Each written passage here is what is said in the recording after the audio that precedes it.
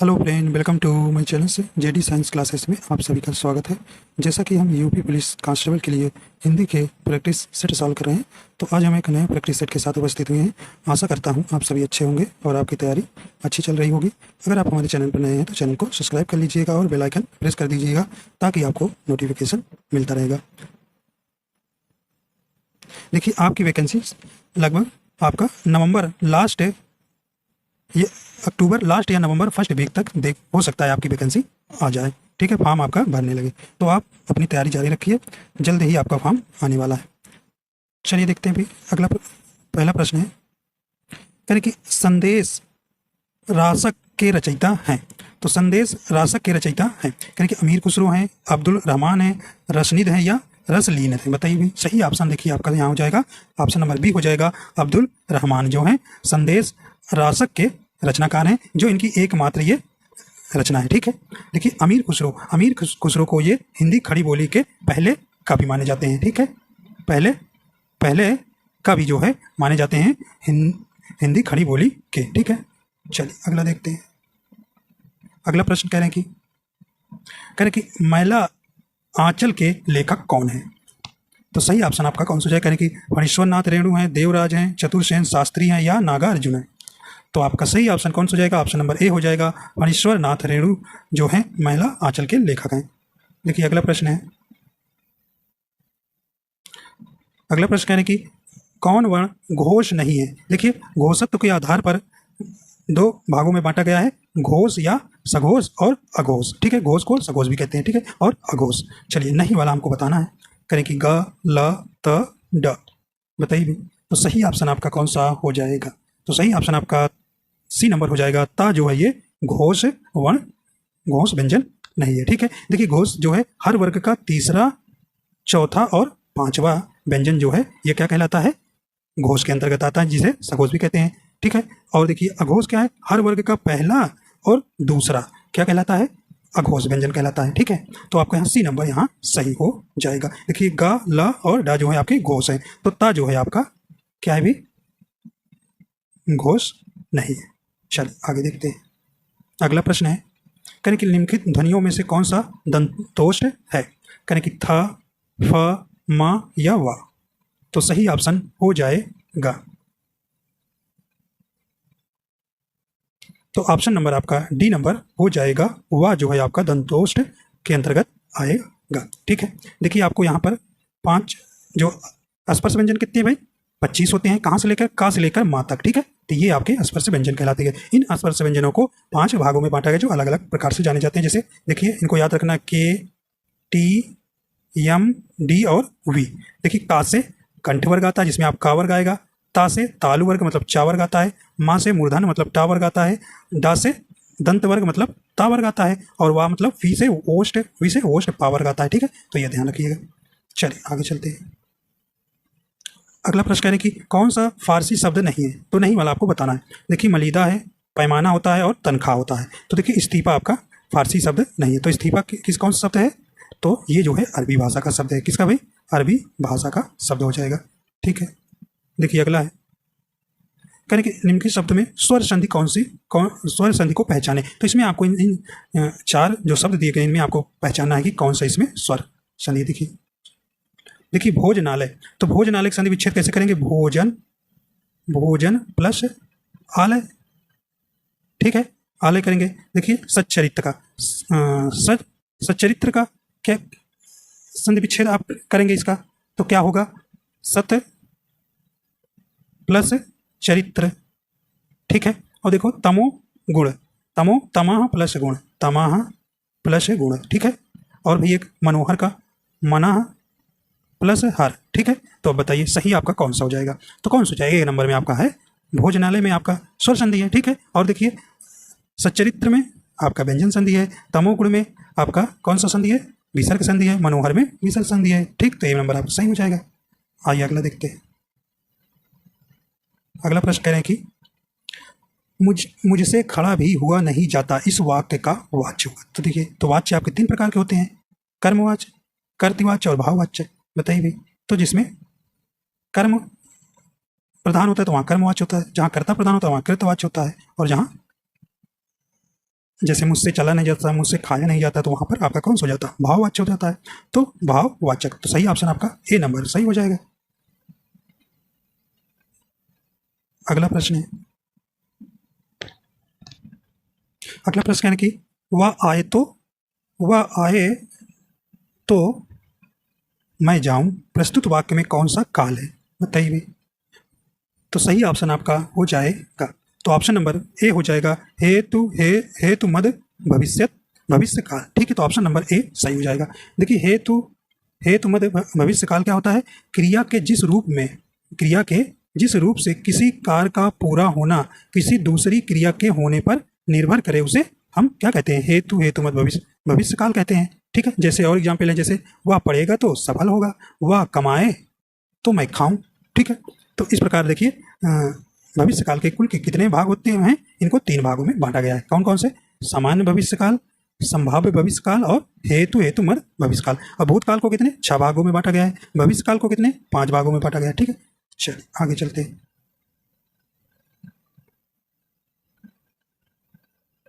आइए देखते हैं भी अगला प्रश्न क्या कह रहे हैं। अगला प्रश्न कह रहे हैं कि इनमें से जल का समानार्थी शब्द कौन सा? देखिए, नहीं वाला हमको बताना है।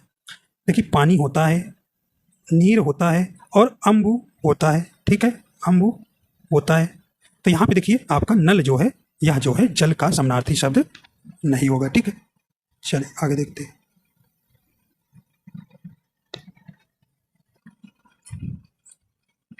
अगला प्रश्न है, कह रहे हैं कि अष्ट छाप के कवि नहीं है। तो इसमें आपको बताना है कि अष्ट छाप के कवि नहीं वाला बताना है। देखिए, कह रहे कि नाभादास, कृष्णदास, परमानंद दास, नंददास। बताइए। तो आपका सही ऑप्शन हो जाएगा ए नंबर जो है, नाभादास जो है अष्ट छाप के कवि नहीं है। ठीक है, तो ऑप्शन नंबर ए आपका सही हो जाएगा। ठीक है, देखिए, नाभादास के जो किसके शिष्य थे? ये स्वामी अग्रदास के ये शिष्य थे। ठीक है, देखिए, 8 कवियों में आपके अष्ट छाप के कवि कौन कौन से हैं? देखिए, सूरदास हैं, परमानंद दास हैं, कुंभन दास हैं, कृष्णदास है, नंददास है, चतुर्भुज दास है, गोविंद स्वामी है और छीत स्वामी है। तो ये 8 जो हैं आपके कवि हैं अष्ट छाप के। ठीक, तो अनाभादास नहीं है। आगे देखते हैं। अगला प्रश्न है, कहने कि हिंदी में शब्द भेद का वर्गीकरण कितने प्रकार से किया गया है? तो बताना है आपको यहाँ पर कितने, 3, 4, 5 या 8। बताइए, सही ऑप्शन आपका हो जाएगा। तो कौन हो जाएगी? तो सही ऑप्शन आपका बी नंबर हो जाएगा 4। ठीक है, 4 कौन? एक रचना के आधार पर, पहला है रचना के आधार पर। ठीक है, पहला हो गया। दूसरा हो गया उत्पत्ति के आधार पर, उत्पत्ति के आधार पर। तीसरा क्या है भाई? प्रयोग के आधार पर, प्रयोग के आधार पर। और चौथा आपका यहाँ लिख दे रहे हैं, चौथा क्या है? अर्थ के आधार पर। ठीक है, अर्थ के आधार पर। ठीक है, तो इस प्रकार आपको ध्यान रखना है।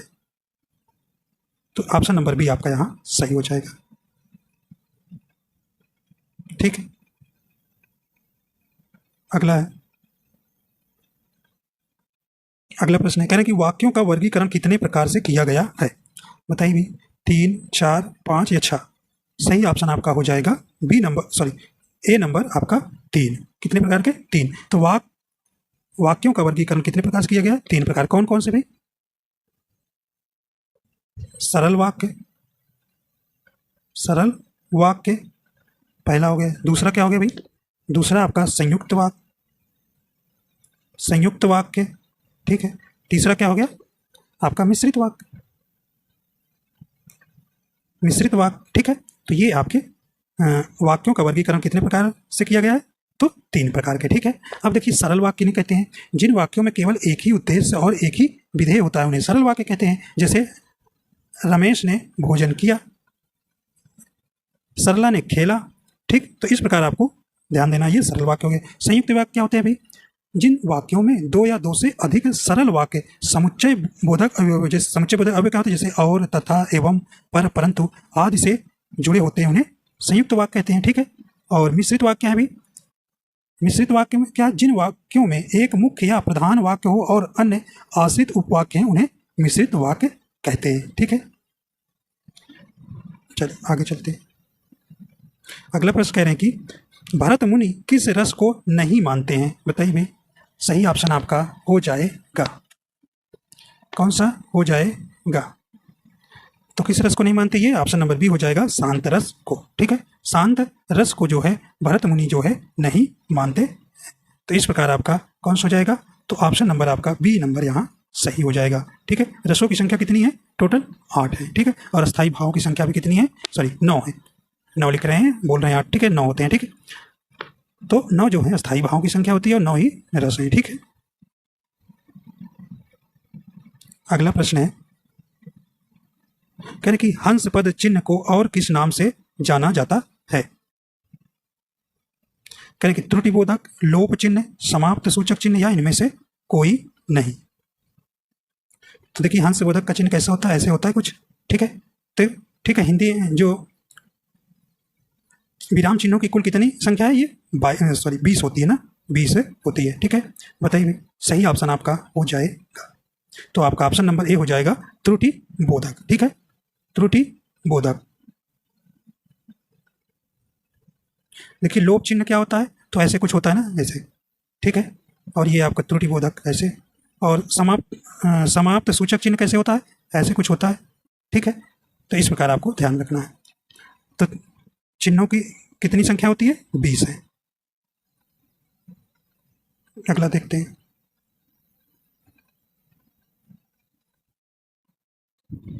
अगला प्रश्न कहने की मैं सत्य कहता हूं सखे, सुकुमार मत जानो मुझे, यमराज से भी युद्ध में प्रस्तुत सदा मानो मुझे।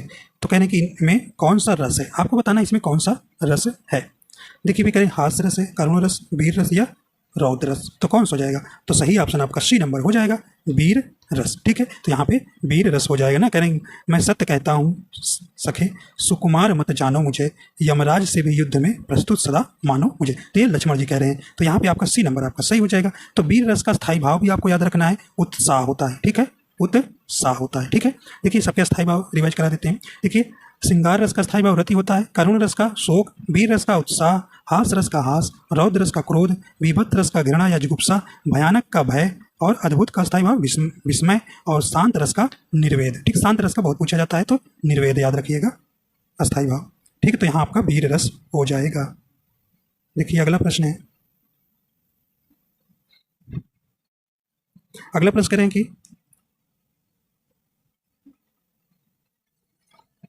अगला कह रहे कि है फूल सी कोमल बच्ची, हुई राख की थी ढेरी, में कौन सा अलंकार है?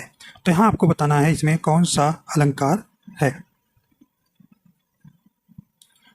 तो सही ऑप्शन कह रहे कि उपमा अलंकार, श्लेष अलंकार, अतिशयोक्ति अलंकार या रूपक अलंकार। तो बताइए सही ऑप्शन आपका यहाँ हो जाएगा। तो ऑप्शन नंबर आपका ए नंबर हो जाएगा, यहाँ उपमा अलंकार है। ठीक है, देखिए उपमा अलंकार की परिभाषा क्या है? जब किसी व्यक्ति या वस्तु की तुलना किसी दूसरे व्यक्ति या वस्तु से की जाती है, तो वहाँ कौन सा अलंकार होता है? वहाँ उपमा अलंकार होता है। देखिए इसके जो वाचक शब्द से कैसे क्या होते हैं, जैसे सा, सी, से, पहचानेंगे कैसे उपमा अलंकार है इसमें? सो, सरिस, सादृश्य, सम, तुल्य, जैसे, नाई, कुछ जो है वाचक शब्द हैं जिन्हें हम इनसे आप पहचान जाते। तो यहाँ देखिए सी आया, तो यहाँ इस प्रकार आपका उपमा अलंकार हो जाएगा। देखिए श्लेष अलंकार क्या होता है? जहाँ एक ही शब्द है और उसके अर्थ क्या हो, कई एक से अधिक हो, वहाँ श्लेष अलंकार होता है। अतिशयोक्त अलंकार, जहाँ बहुत बढ़ा चढ़ा की बात की जाती है, वहाँ पर अतिशयोक्त अलंकार होता है। ठीक है, वहाँ अतिशयोक्त अलंकार होता है। और अगला रूपक अलंकार क्या होता है? जहाँ पर उपमेय और उपमान में कोई अंतर नहीं दिखाई दे, वहाँ क्या होता है? रूपक अलंकार होता है। जैसे कहते हैं मैया मैं तो चंद खिलौना लय हो, तो इसमें आपका रूपक अलंकार हो जाएगा। चलिए आगे चलते हैं, अगला प्रश्न देखिए।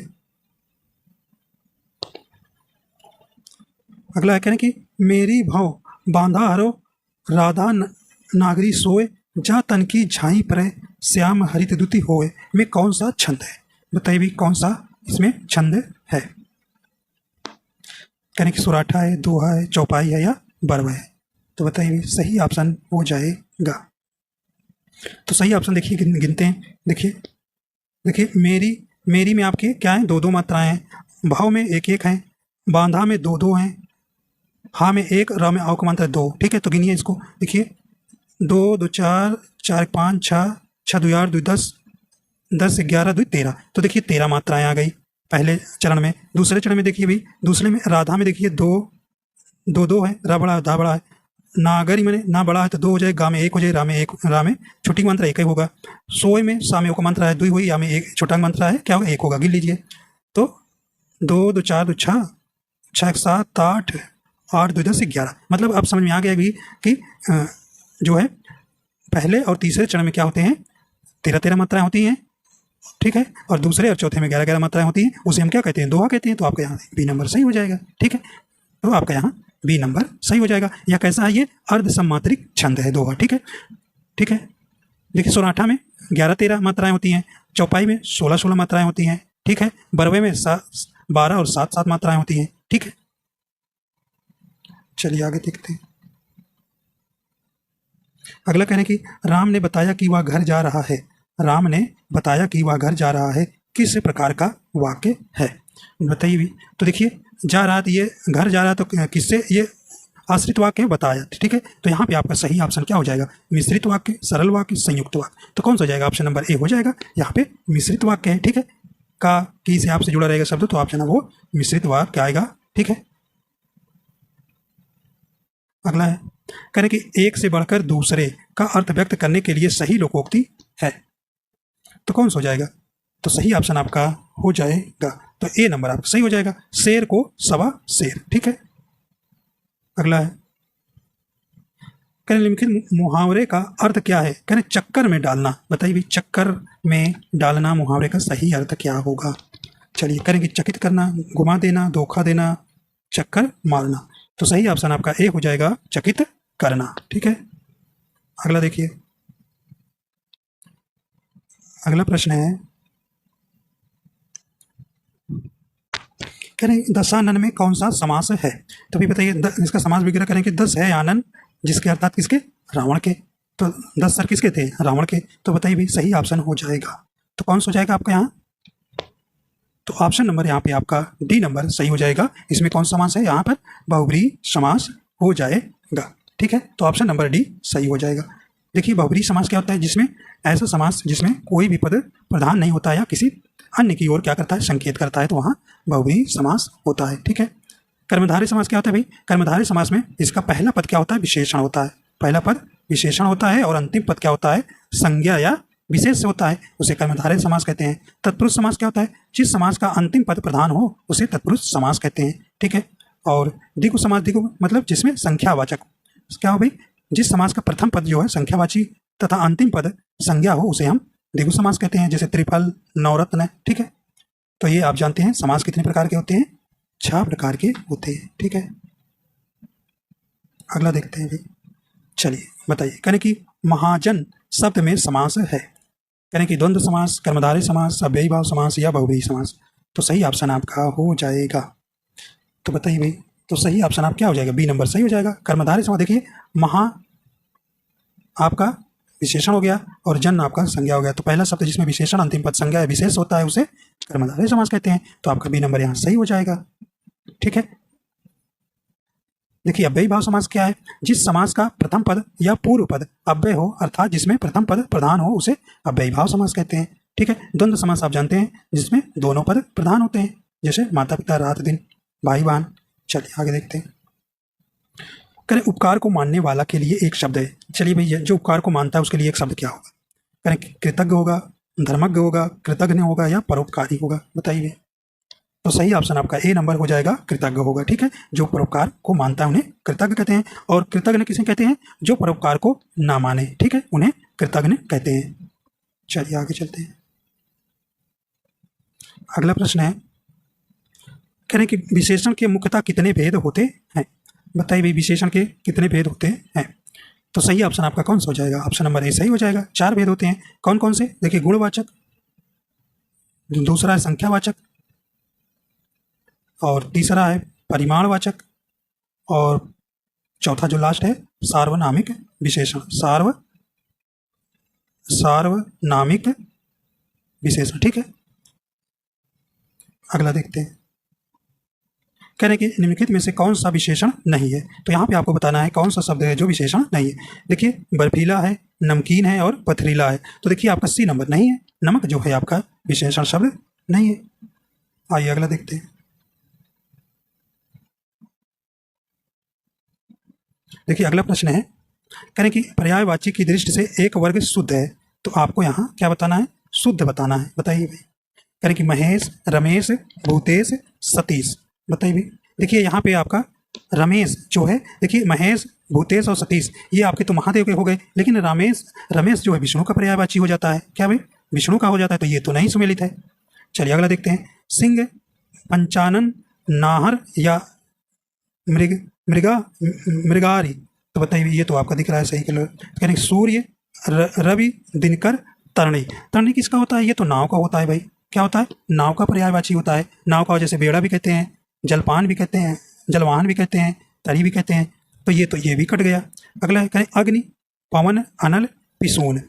जी भैया पिसून तो करकट का पर्यायवाची है, करकट का पर्यायवाची है। तो कहा मतलब कि, और अनल, पावन, अग्नि, ठीक है।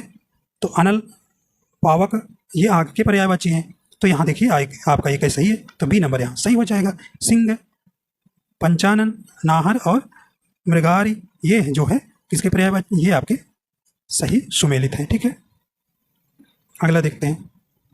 कन की सौदामिनी का पर्यायवाची है। बताइए भाई।